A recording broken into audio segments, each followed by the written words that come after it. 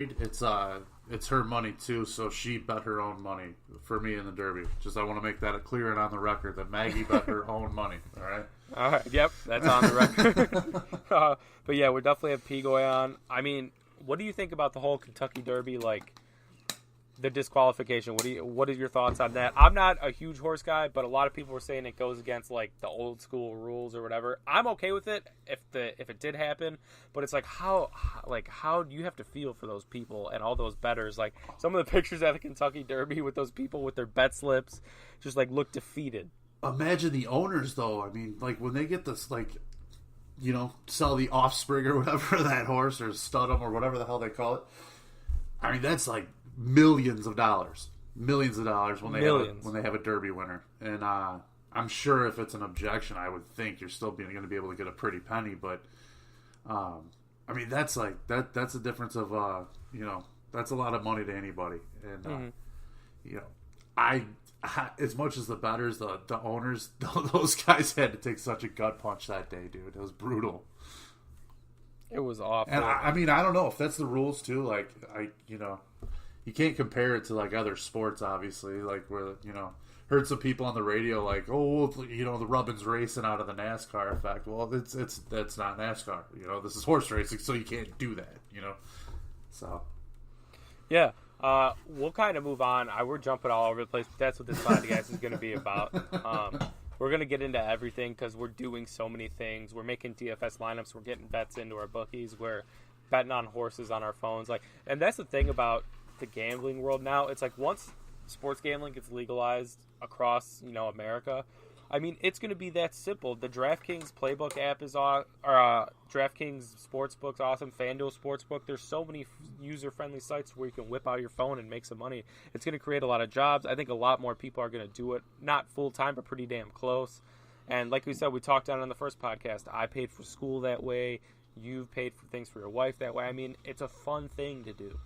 Yeah, I mean, and just as much as anything, like, you think about it, you go to, like, I don't know, you go to a Cubs game, or for you go to a Sox game with a bunch of your buddies, and a lot of them probably aren't even much, into gambling or betting or whatever, and, if they have one of the kiosks that you could walk down in the lower level and throw a $20 bet on something for them, Yeah.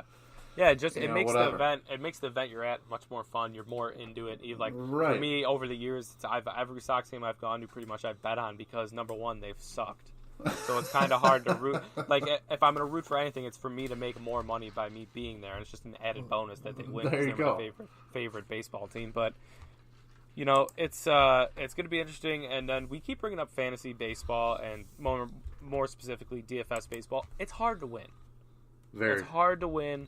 You got to have the mental toughness. I think all this year will be the first year I play all the way because I followed it very hard. I always stop playing in July. I don't think I'm going to do that because I think there's an edge playing in August, September For when sure. you've been following all year. And I think I'm going to continue to do that. Obviously, my bankroll will be a lot smaller because the most of it will go to football.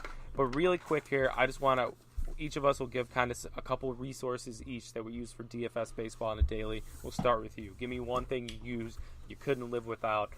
Maybe where you start your research, what we kind of talked about the lines, where are you going for DFS research, what articles are you reading, who are you following, things like that. If I had to have one only, it's either you can do it either on Baseball Reference or ESPN.com. I look at the bat pitch matchups for the individual pitchers and see if I can find an edge where a veteran pitcher's got Clayton Kershaw, throwing 100 at bats against, somebody from the Padres, because he plays them 19 times a year or whatever. Look for history between pitcher and a hitter. See if I can find, a guy that surprisingly is, mashes against one pitcher that you wouldn't expect. You see that all the time in baseball because it's such a fluky sport. So I look for a lot of matchups like that first off. I think you can find some cheap value there. And that's usually the first place I go. Yeah, for me, it's the Action Network app. Absolutely, and the website. that's another good one. I wake up usually on Saturday and Sunday morning days I don't have work. I open that up, kind of see what the lines are, kind of read their analysis. I pay whatever $4.99 a month or for the $40 for the year. I think so. You think that the ESPN one is definitely worth it too? It's not even. Yeah, you don't even have to pay for it either. It's free to anybody. I have the whatever the Insider Plus or whatever it's called now. But yeah, you can get that info Easiest way I do it is you just go through the daily schedule of games, and it's got the pitching probables there. You click on the pitcher, and you just click on that pitch, and it's right there. Yeah, I'd highly recommend, too, if you're not, just download the Action Network app, because at least you can see the lines. I get the edge, which is from Professional Gamblers, line movement, weather facts. It's really awesome. It's all in one place, and then it helps me make my prop bets, which in turn, most of the time, if I'm making prop bets on players, I'm using them in DFS in some way, somehow. Give me another resource you use, Matt. Well, just like you said, the Action Network, I look at a lot of run totals, run lines for individual teams even, so you can exploit a pitching matchup. Not even so much a game, like I said earlier. If you see 11 run line, if you look at a team, just an individual run line, and if you see a big time underdog, a pitcher's probably due to give up some runs. If you see a team that's plus 180 or plus 200 or plus 240, something like that, maybe take some of the hitters from the opposing team. Exactly. All right. Same for me. I also really have learned how to make my own projections in Google Drive by using a little bit of code. Mm-hmm.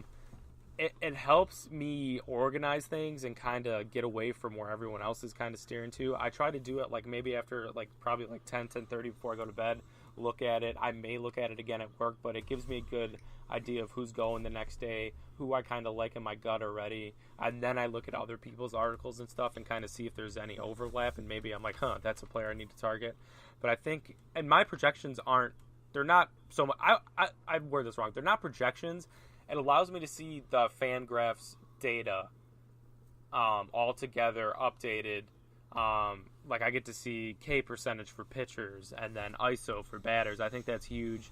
But if you can make some kind of your own cheat sheet, or even your own routine and stick to it, you're bound to have some kind of success. Yeah, and if you're going to be one of the guys that puts in multiple lineups, it's the easiest way to be efficient. Get a few more in, too. If you know how to get through the data you want to look at quickly, A plus B, it's kind of that, simple. Yep. All right. Another kind of moving into the NHL and NBA playoffs. Both are going to be heading in the conference. Well, the NBA is going to be heading in the conference finals soon. NHL's already there.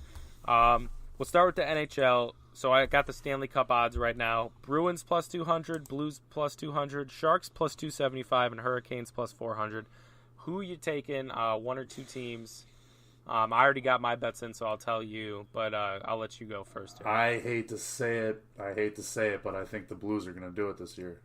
You're nuts. They look prime, dude.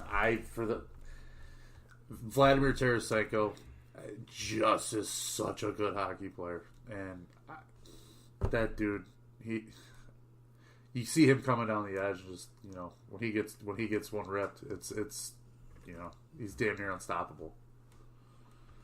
Yeah, for sure. I love if the Blues were plus 300 or 400, I'd do it in a heartbeat. I love the Sharks at plus 275. I had them in my NHL bracket, winning it all. I actually have them facing the Brewers too. I love that, and then I also love the Hurricanes plus 400. It is a steep hill for Boston, but you always got to go with the underdog in the NHL playoffs, in my opinion. Yeah. How about that team real quick? Tavo. We had to dump him in a salary. Look at him. Look at the two-way player he's become. My God. Oh, man. He looks so good. And Bowman gave him up for nothing. Well, let's not get into that. This isn't a podcast. We'll save that for October. Right. All right. We'll move into the So you're placing your bets on St. Louis then? I think I got to at this point. It just feels like one of those years where it's something weird's going to happen. It might finally be their chance. Yeah. All right. I mean, as bad as they played earlier this year, and now they're on the doorstep. Right. Updated NBA title odds: Warriors plus 120, which we'll talk about that in a second. I may be hedging my Rockets bet. Have to. Bucks plus 200, Rockets plus 425. I kind of like that. I'm already falling into the trap. Raptors plus 700. I like Nuggets plus 1,200. 76ers plus 4,000 and Blazers plus 5,000. What do you like about any of these? Where are you thinking? I like the Raptors there, man. That's a good number. They got spanked tonight, but... I know, but they're going back home for Game 7. And, yeah, they'll be ready. Kawhi Leonard, dude. My God. That dude's insane. He's in. The Clippers are going to love him next year. Someone in LA is one of the two. Right? And then if I had to go with one, I think I hinted at it, but I think I'm going to put a decent amount of money on the Warriors plus 120 before tomorrow night's game. Do a little hedge on your future. And then if the Warriors lose Game 6, then I might go. Hopefully the Rockets should still be at least around plus 300. Come back over the top. Yeah, I'll jump back over the top with the Rockets for Game 7. It's a total lose-lose move, but at least I'll still have a little bit of the Warriors to make something back. Yeah, it's an aggressive play. If you do it right, you're not going to get burned too bad. Yeah, who you got in the finals? I don't know how you can pass on the Warriors though. Durant's going to come back. I think they're going to finish off the Rockets personally. And well, I don't think he even needs to come back for the conference finals. No, I thought I heard tonight too that he's not going to be not available even for Game 7. A possible Game 7. So I don't know. I just feel like they got so much talent and so much just they've done it. They've done it for years. Yeah, for years and years. Right now, I think the Warriors, I think they're somehow weirdly better without Durant, just because Steph and Clay get more shots. Mm-hmm. And then I'm thinking the Bucks. I don't see anyone beating them. They're just the deepest team left. The Raptors are still the Raptors. I can see the Raptors going.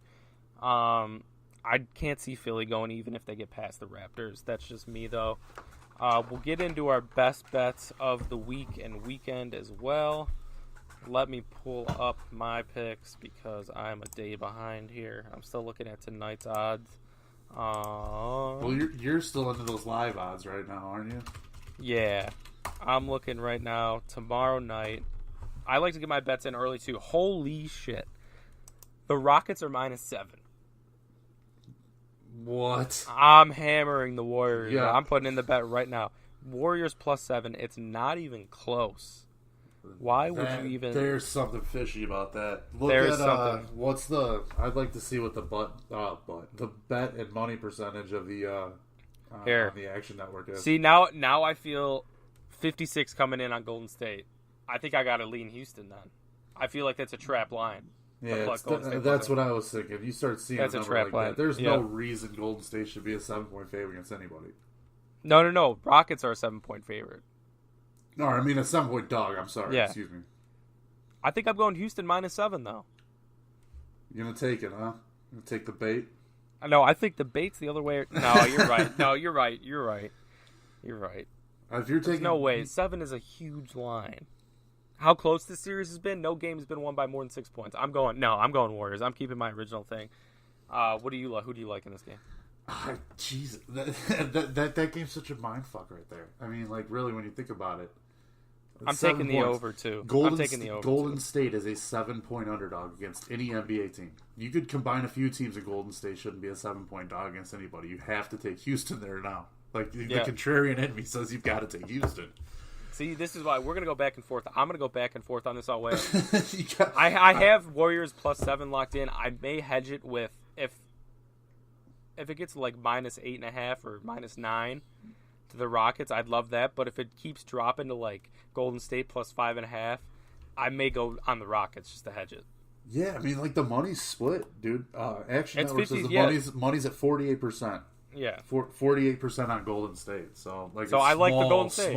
Small play on Houston there. Yeah, because I feel like a lot of people locked. Oh, Kevin Durant's not going to play. Let's lock in Houston or whatever. Well, no, right. Well, but we talked about it. Houston, they may be better without it.